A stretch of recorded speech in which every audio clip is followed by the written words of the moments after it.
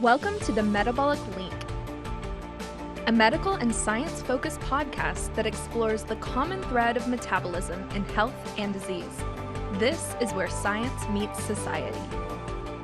Hi, I'm Dr. Georgia Ede. I'm a nutritional and metabolic psychiatrist practicing in Massachusetts, and I'm the author of a new book called Change Your Diet, Change Your Mind. I first became interested in the relationship between metabolic health and mental health when I started studying nutrition for the first time for completely different reasons, and came across information about ketogenic diets for epilepsy. It's been known for over 100 years now that ketogenic diets can stabilize brain chemistry in people with epilepsy, and as a psychiatrist who had been prescribing epilepsy medications to people with bipolar disorder for many years, it struck me that if a diet could help with epilepsy, could it also help with bipolar disorder? And I started to think about epilepsy because there are so many similarities, underlying biochemical similarities between epilepsy and bipolar disorder. I started to think about bipolar disorder as a sort of emotional epilepsy, and started wondering whether or not a ketogenic diet could be useful in stabilizing brain chemistry in people with mood disorders. And so that one thing led to another, and I began to study ketogenic diets specifically, not just for bipolar disorder, but for all aspects of mental health. So I first started incorporating nutrition principles into my clinical work in 2009. At that point, it really wasn't about ketogenic diets. It was about whole food principles and meeting the brain's nutritional requirements with less toxicity, less inflammation, less oxidative stress. And then really from there, as I studied the ketogenic diet more and more, about 2012, 2013 was when I started incorporating ketogenic diets into my clinical work in private practice. And what I started to notice was that regardless of the diagnosis, the ketogenic diet seemed to have unique therapeutic benefits that medications that I'd never seen possible with medications. So whether the issue was an attention issue or a memory issue or a mood issue, concentration issue, productivity, sleep, whatever the issue was, that a ketogenic diet seemed to have benefits for almost everybody who was willing to try it. Now, certainly it does not work for everybody, but the vast majority of people I've worked with over these many years have benefited in some noticeable and meaningful way to a ketogenic diet if they're willing to follow it. In terms of the role that ketones specifically, how it is that ketones specifically help mental health, for example, for a lot of people who have insulin resistance, meaning that over the years from eating the wrong way, following a high insulin lifestyle that's led to high insulin levels, say for example, eating too many of the wrong carbohydrates too often over many, many years, which places a tremendous demand on our insulin production system and insulin signaling system. Over time, that can damage the insulin signaling system and make it more and more difficult for cells throughout the body to respond to insulin's important messages. So this includes in the brain. So what happens in the brain in people with insulin resistance is that the more insulin resistant they become, the harder and harder it is for insulin itself to cross into the brain.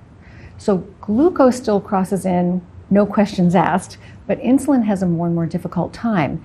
And so the more insulin resistant you are, the lower your brain insulin level can be.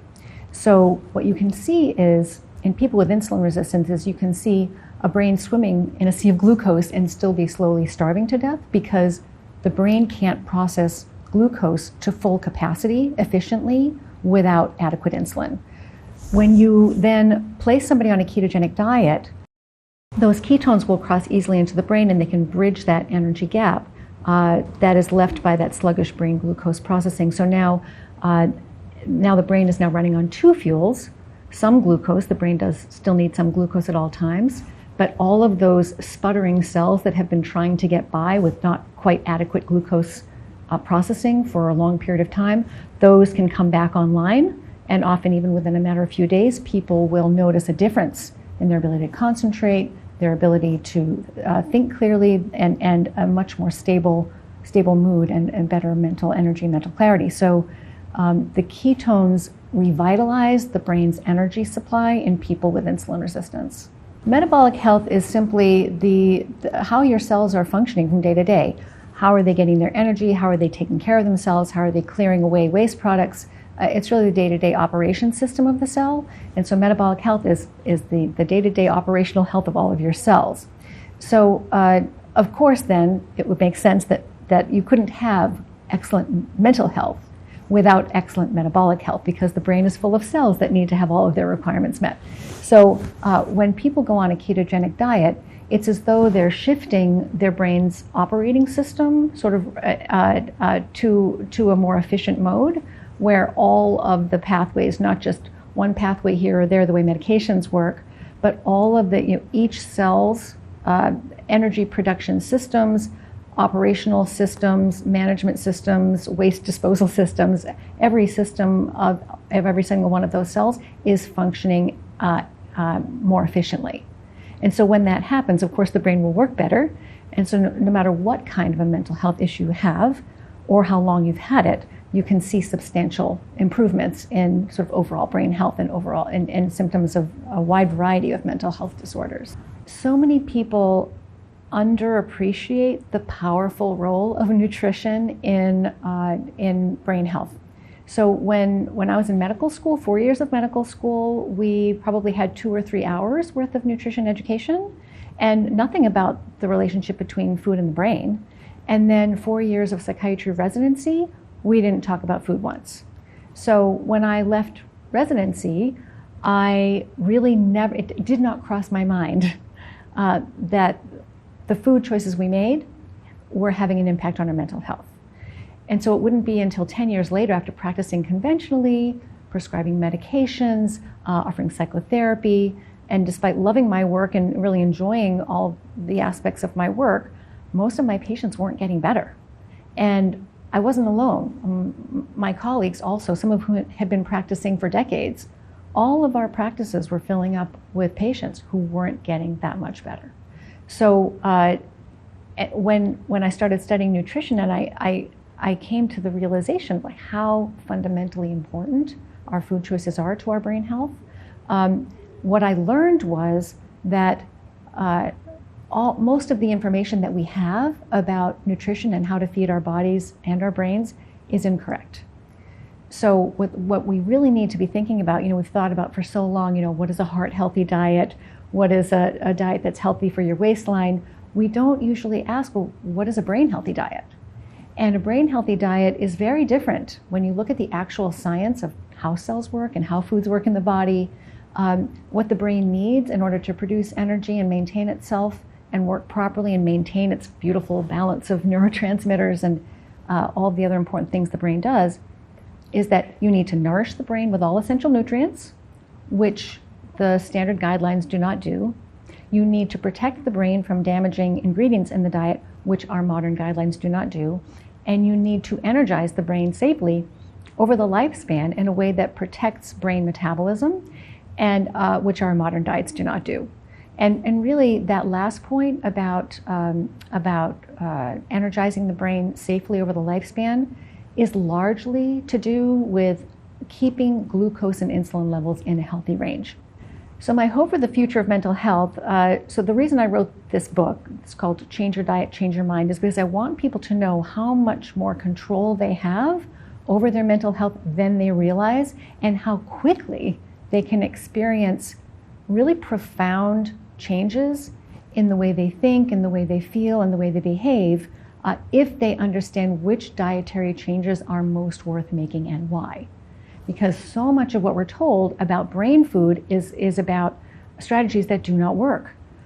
Putting more blueberries on top of your oatmeal, putting flax seeds in your smoothie, having more dark chocolate, drinking more red wine. These strategies, they don't work. Not only don't they work, they actually can work against you because there's no science behind these strategies. And this theory that all we need to do is eat more plant foods, more colorful plant foods full of antioxidants, that superfood strategy, not only doesn't it work, But the foods that we're being told to consume, or the products we're being told to consume that are so rich in these antioxidants, are usually also loaded either with sugar or with alcohol. So for example, in the case of dark chocolate, sugar. In the case of red wine, alcohol. What you're doing is you might have a tiny little bit of a plantioxidant inside, those foods or beverages.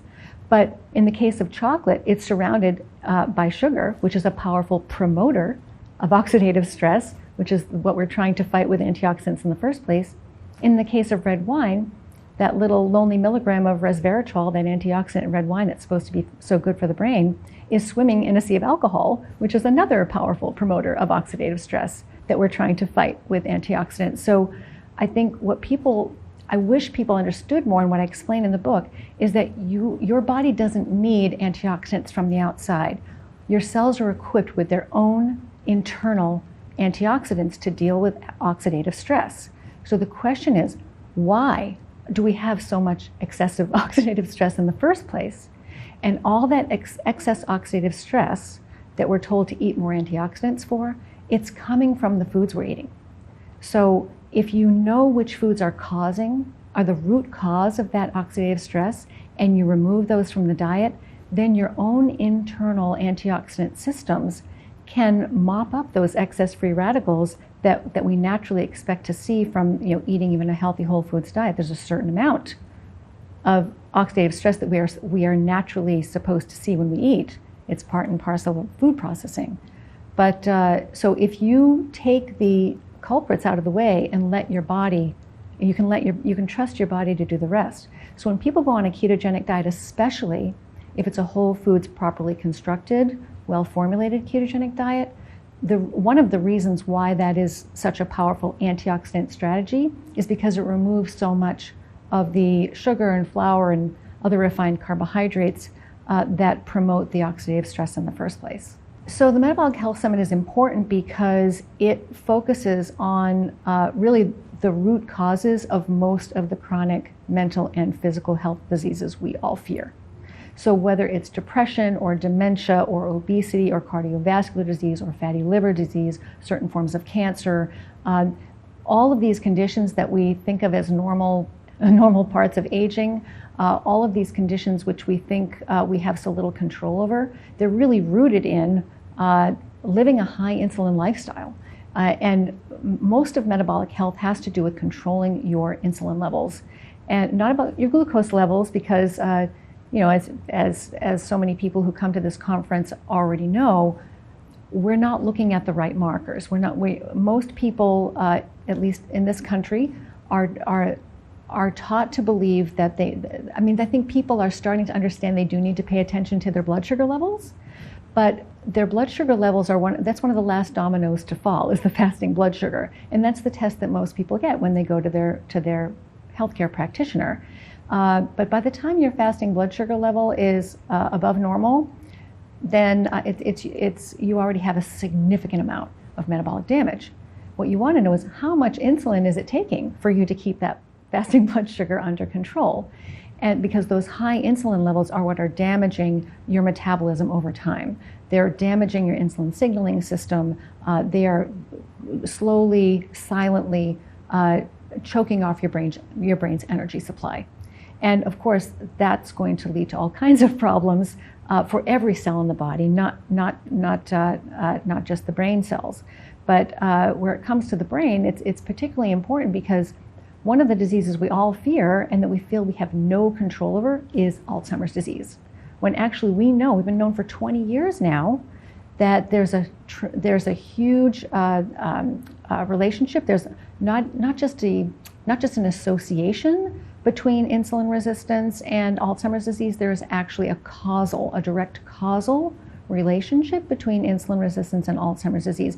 And most people don't know that, so most people don't know that there's already something they can do right now that could dramatically reduce their risk for Alzheimer's disease. So the Metabolic Health Summit is really important because it helps get the word out to more people to pay attention not just to their glucose levels, but to their insulin levels, to all of these other markers of metabolic health, such as, to pay attention to your waistline and pay attention to your triglyceride levels, and maybe even invest in a glucose monitor for a couple of weeks and see what's happening after you eat the breakfast that you think is so healthy for you. Just get curious, and feel empowered to do something to turn things around. So many of these diseases we're told we have no control over, and that all we can do is take more medication, or that it runs in our families. And what the Metabolic Health Summit does is it tells people, this is something we already know how to manage. And so you can take control right now and change the course of your future if you have the right information. So the Metabolic Health Initiative is really important because we need credible, science-based, evidence-based education platforms to help clinicians who may be more skeptical or who may not have enough information to see how powerful the science is and hear it from credible sources that they can trust, and then bring that information into their clinical work. So, and I have experience with this. I teach a training program, a CME accredited training program for clinicians in ketogenic diets for mental health.